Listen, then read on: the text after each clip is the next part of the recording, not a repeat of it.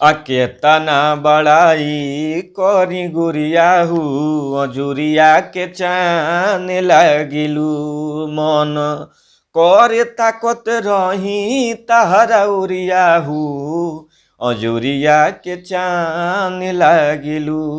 नमस्ते प्रणाम, हम गीतकार दुर्गेश बेदर्दी और आज बहुत ही ब्रांड सैड सॉन्ग लिखले बनी। बड़े भाई टुनटुन लाल यादव एगो गाना गौले बड़न, केतना बड़ाई करी गुरिया वो जुरिया के चांद लगल। यही धुन पर हम सैड सॉन्ग लिखले बानी, तो मुखड़ा आप सबके अब सुनावे जा रहल बानी। आगी रतावे अखिया से पानी हो, धोखा दे के जालू रानी हो। आगी रतावे अखिया से पानी हो, धोखा दे के जालू रानी हो। खत्म कैलू तू प्यार के कहानी हो, धोखा दे के जालू रानी हो।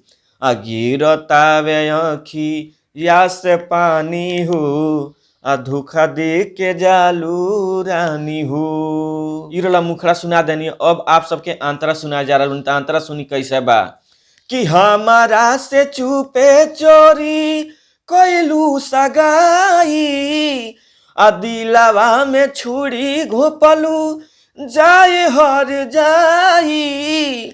अरे हमारा से छुपे चोरी कोइलू सगाई, दिलवा में छुरी घोपलू जाए हर जाई।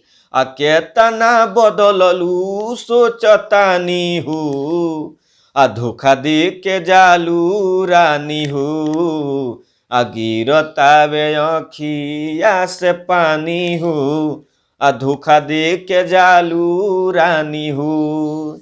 और अगर गावे के तो आप हाई स्केल से भी गा सकतनी, लो स्केल से भी गा सकतनी, आप सबके ऊपर बावे।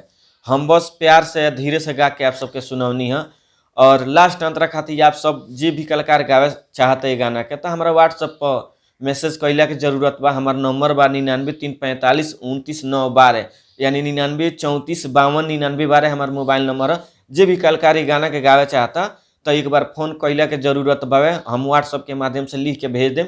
आप कहीं भी कोनो भी स्टूडियो में आराम से गा सकतानी। और म्यूजिक जे बनवावे चाहता, चाहे गाना रिकॉर्डिंग करावे चाहता, चाहे पर्सनली में केहू गाना लिखावे चाहता था, पर्सनली में भी ब्रांड मैटर हम लिख के देनी। और नया म्यूजिक के रह गल तो नया म्यूजिक ब्रांड बनी कम बजट में। और हमारा स्टूडियो बा बालाजी रिकॉर्डिंग स्टूडियो, जादवपुर बाजार गोपालगंज में हमारा स्टूडियो यानी बिहार में। तो आप सब हमारा स्टूडियो पर आ सकतनी। रह के खाए के फुल व्यवस्था बा, 24 घंटा सेवा उपलब्ध बा। आप सब आई, जे भी कलाकार गावे चाहता, गाना रिकॉर्डिंग हमारा स्टूडियो से करावे चाहता तो अइला काम बा। तो इस चैनल के सब्सक्राइब करी, लाइक करी, कमेंट करी और दबा के शेयर करी। नमस्ते प्रणाम, हर हर महादेव, जय माता दी।